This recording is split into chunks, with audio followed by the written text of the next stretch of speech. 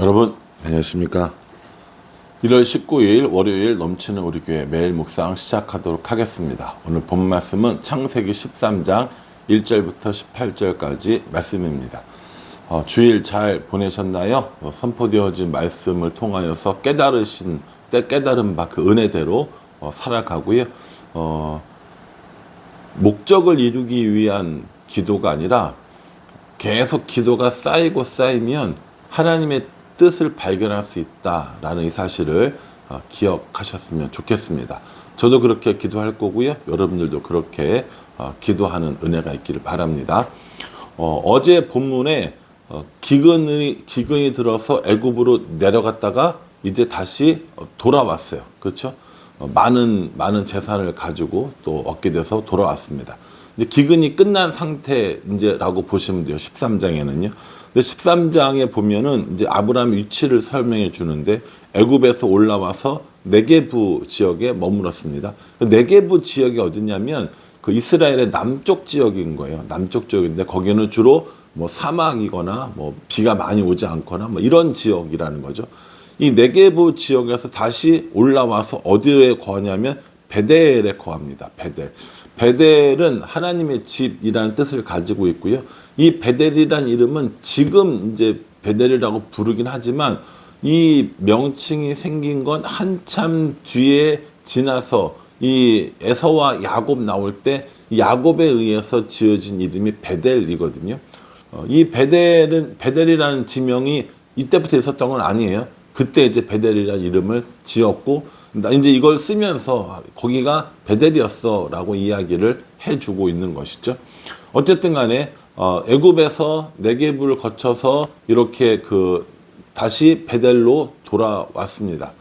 베델에서 아브라함이 뭐 했냐면 4절에 그가 처음으로 제단을 쌓은 곳이라 그가 거기서 여호와의 이름을 불렀더라 이렇게 얘기합니다. 베델은 원래 하란에서 세겜에서 베델로, 베델에서 남방 네게부로 이렇게 왔던 것을 다시 이제 네게부에서 베델로 올라와서 거기에 이제 정착하는 모습을 볼 수 있습니다. 베델에 머물면서 정착하면서 그 지역에서 재산이 아주 많이 늘어난 거예요. 여기 보면은 가축과 은과 금이 풍부하다라고 이야기를 합니다.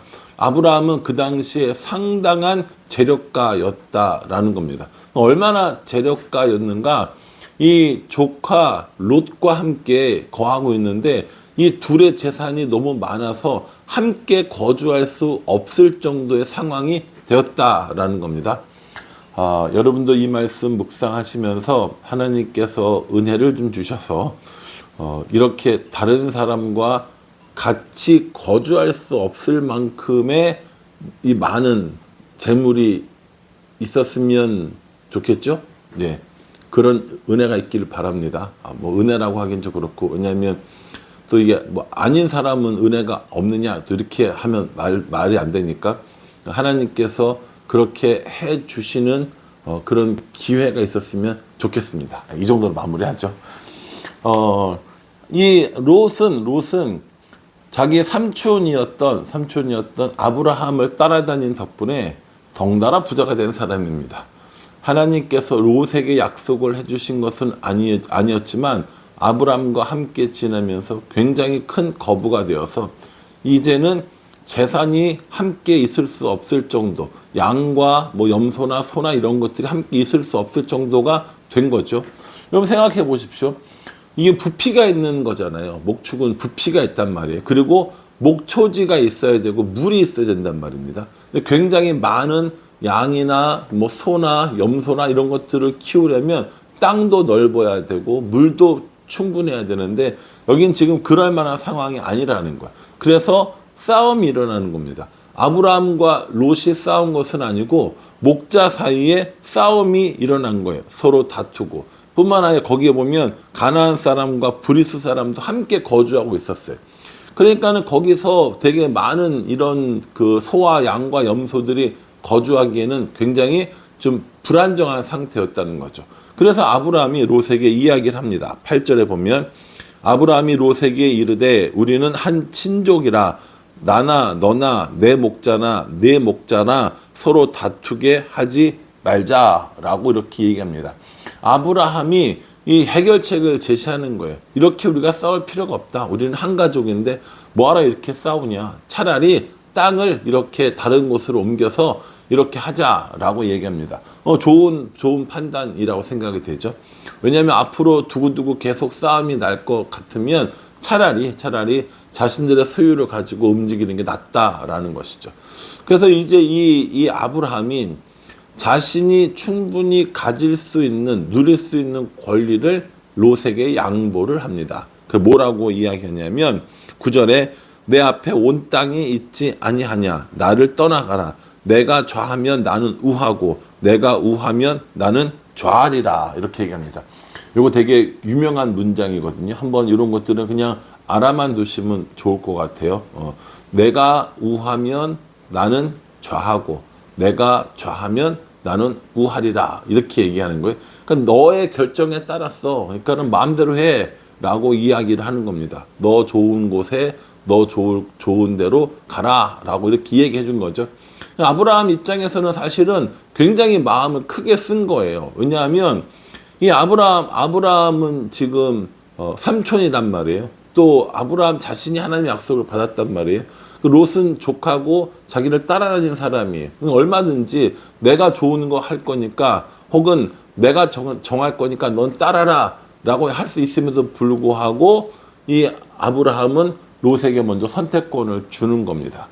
이 롯이 사실은 이렇게 삼촌이 이야기했을 때 아니에요. 삼촌이 정하시면 제가 나머지를 선택하겠습니다.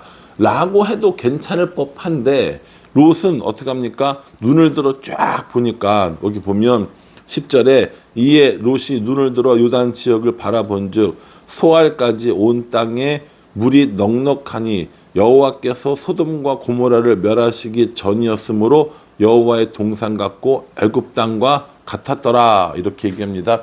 요단 지역을 보니까 어때요? 너무 좋은 거예요. 거기가 막 정말 에덴 동산 같고 가보지도 않았는데 이집트 같고 애굽 같고 막 이런 생각이 쭉 든 겁니다. 그래서 저기로 가야겠다. 저기라면 충분하겠다라고 했던 것이죠.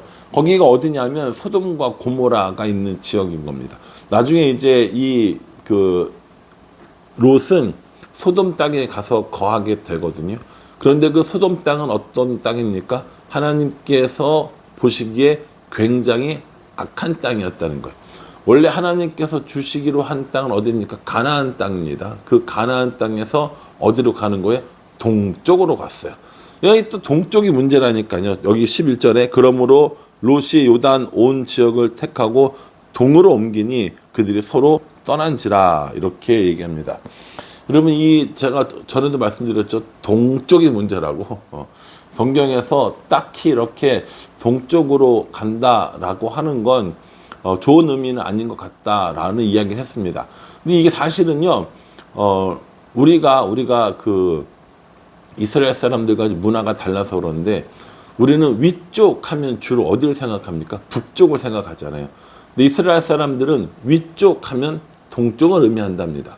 나중에 이제 그 출애굽하고 나서 그 시내산에서 출발할 때 동쪽으로 출발하긴 하거든요. 그건 이제 지형상 그런 건데 어쨌든 간에 이 지금까지 나온 바에 의하면 동쪽이 좋은 의미는 아닌 것 같아요. 롯은 굳이 동쪽으로 옮겨서 소돔 땅에 거하게 되었다라고 이렇게 얘기합니다. 아브라함에게 하나님께서 어떤 약속을 하셨는지 롯도 알 겁니다. 그 아브라함과 함께 있음으로 인해서 자신도 많은 재산을 누린 것 알 겁니다. 그리고 가나안 땅을 하나님께서 주셨다는 것도 알 겁니다.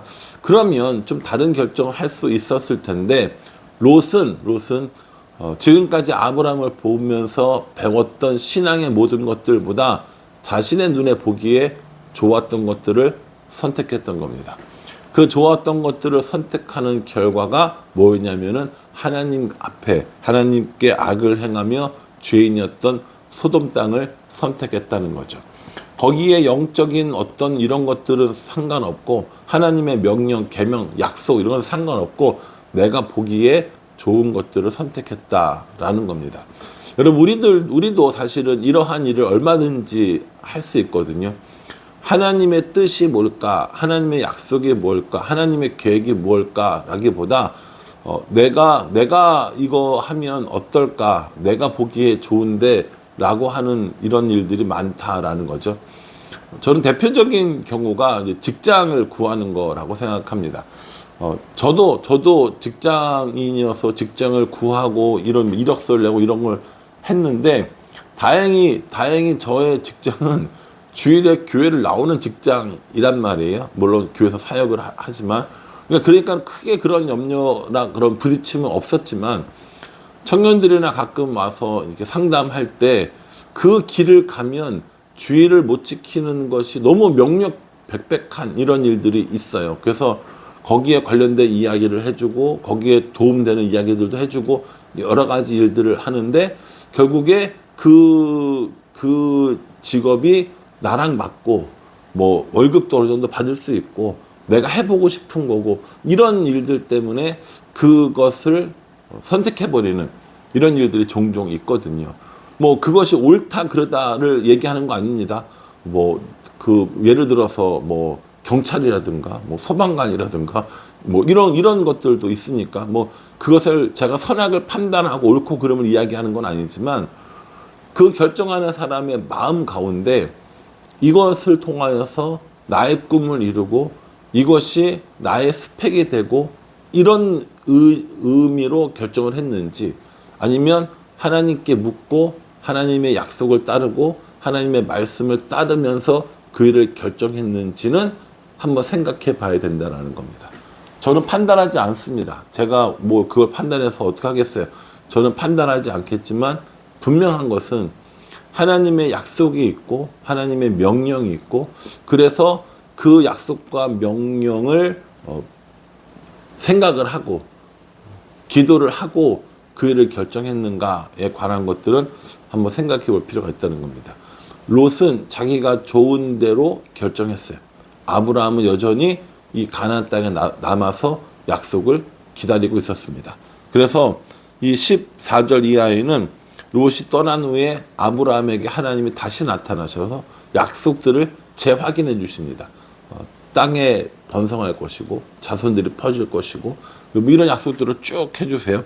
그리고 나서 18절에 보면 이 아브라함이 장막을 옮겨 헤브론에 있는 마물의 상수리 숲에 이르러 거주하며 거기서 여호와를 위하여 제단을 쌓았더라 이렇게 얘기합니다. 제단을 쌓았어요. 뭐 했다는 거예요? 예배 드렸다는 겁니다. 하나님의 신실한 약속을 따랐다는 겁니다. 아브라함은 하나님을 선택했고 롯은 자신이 보기 좋은 것을 선택했다고 이야기할 수 있습니다. 극명한 대조를 이루는 거죠. 여러분 우리가 뭔가를 선택할 때 우리가 보기 좋은 것, 내가 보기 좋은 것을 선택합니까? 아니면 하나님의 약속을 선택합니까? 단순히 뭐 직장을 고르고 주의를 지킬 수 있네 없네 이거를 판단하고 뭐 이게 옳다 그러다 이야기하는 게 아니라고 분명히 말씀드렸어요. 또 이런 것들 때문에 또 상처받는 분이 있을까 봐 말씀드리는 겁니다. 그 안에 그 가운데도 하나님의 예배 드리고 또 할 수 있는 방법들이 얼마든지 있으니까 그러니까 그것이 우리가 결정할 때 하나님의 약속 혹은 하나님의 말씀 혹은 기도 응답으로 그걸 결정했는지 내가 보기 좋아서 내 꿈을 이루고 싶어서 그것이 뭐 재정적으로 여유가 있어서 그걸 결정했는지 그거 한번 생각해 보자라는 겁니다. 오늘 롯과 아브라함의 이야기를 보면서 우리들의 마음은 보기에 좋았던 요단 땅에 있었는지 아니면 약속의 땅인 가나안 땅에 있는지 우리 자신들의 삶을 마음을 들여다보면서 우리 보기에 좋은 땅이 아니라 하나님의 약속을 붙드는 우리 모두가 되기를 주님의 이름으로 축복합니다. 기도하겠습니다. 하나님, 아브라함과 롯이 서로 각자 살게 됩니다. 아브라함은 하나님의 약속을 붙들고 있었고 롯은 자신의 눈에 보기 좋은 것을 선택했습니다. 우리는 하나님의 약속을 선택하는지 내가 보기에 좋은 것들을 선택하는지 우리 자신들을 들여다보게 도와주시고 내가 보기에 좋은 것이 아니라 하나님의 약속을 붙들고 살아갈 수 있도록 은혜 베풀어 주시옵소서. 예수님의 이름으로 기도합니다. 아멘. 예, 우리가 이 말씀을 꼼꼼히 묵상할 때 우리들의 선택이 어디서부터 나왔는지를 아마 알 수 있을 것 같아요. 우리는 믿음으로 하나님을 선택하며 약속을 선택하는 우리 모두가 되기를 간절한 마음으로 기도하겠습니다. 감사합니다.